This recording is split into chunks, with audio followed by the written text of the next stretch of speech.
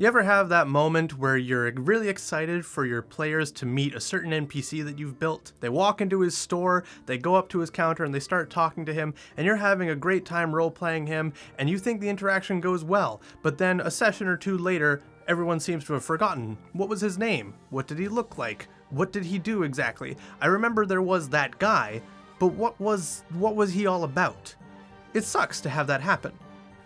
So let's try and fix that so that it doesn't happen again. When designing NPCs for your tabletop role-playing game, there are a few things that you should focus on if you want them to be memorable to your players. Now, of course, not every NPC needs to be memorable and needs to follow these categories, just the ones that you want to have a lasting impact so that your players will never forget who they are or what they're about. Look at building your NPCs the same way that your players look at building their characters. What are your NPCs' flaws? What are their goals? What are their ideals? What are their strengths? What are their weaknesses? And probably the most important, what are their quirks? If you want your NPC to be memorable, they need to feel realistic. They need to feel like a real person, or at least like a real thing that would realistically exist. They can't be just another town guard that has the repeating lines over and over again with no actual goals or ideals or flaws. So let's build an NPC together that will surely be memorable.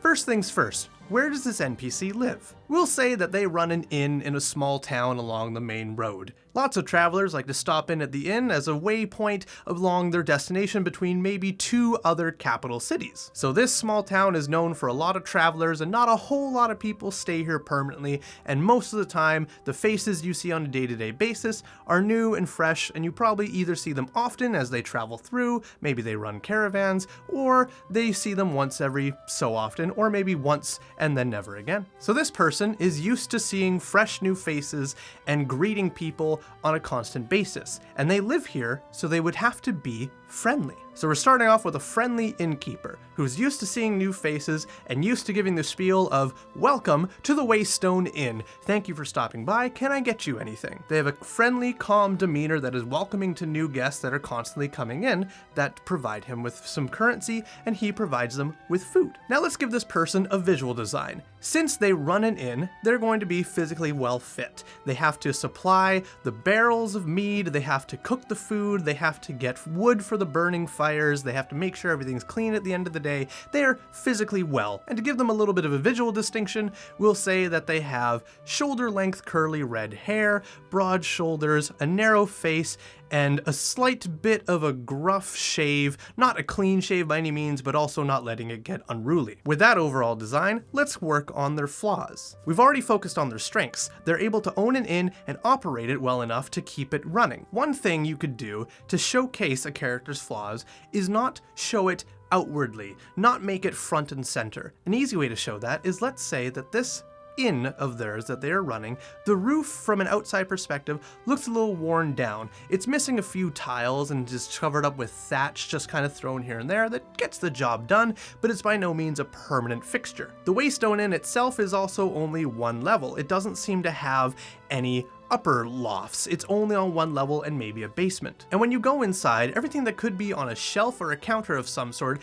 is all within arm's reach, and nothing is above head height. In doing this, you are showing that this character is afraid of heights. They don't like to go up onto the roof to fix things because they're scared of falling. They don't like to reach anything or have to climb onto a stool to get anything because they are afraid of heights. Because not a whole lot of characters or people that you meet are going to be outward and tell you that they're afraid of heights upon introduction, and making things make sense that this character would be afraid of heights. Now, it might not be something that your players immediately get upon introduction, but when they look back on it, that might be something that they realize, and it makes them feel all that much more realistic. So we've covered their strengths, we've covered their flaws, now let's give them a little bit more personality. Let's give them a quirk. Now, a quirk does not have to be something weird. They don't have to have a nervous twitch or a sketchy eye or anything like that. It could be something that they just passively do. Like maybe they are constantly rubbing their hands together more often than not.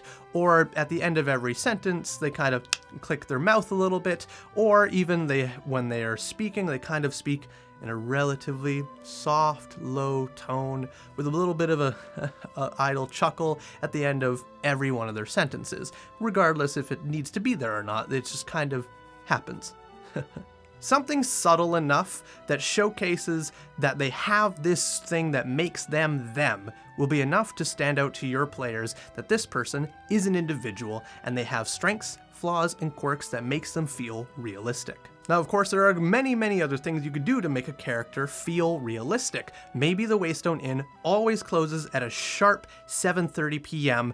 during the summer. Why? Well, because the man loves to go outside and watch the sunset over the mountains before going to bed for the night, and he can't do that if he's inside working all the time. That's why on the front door he has hours set for different seasons, because the sun sets during at different times of the season. Or maybe the Waystone Inn doesn't open until afternoon, because the man likes to sleep in after watching the sunset late at night and maybe stargazing for a little bit, so he likes to get a long rest in before setting up and working for the day. Therefore, he doesn't serve breakfast, maybe brunch. Honestly, we could go on and on about different things you can add to this character and their business to make them feel personal and make them feel real. But now I'm curious to hear from you. Do you have any interesting NPCs that you feel are very unique and that are memorable to your players, or do you have an NPC that you want to make feel realistic and memorable? Leave any and all comments in the comment section down below. I'd love to read them and reply to them. But without further ado, thank you so much for watching. If you enjoyed this video, be sure to tell your friends. If you didn't, you tell me. Have yourself a good one, everybody. Skål.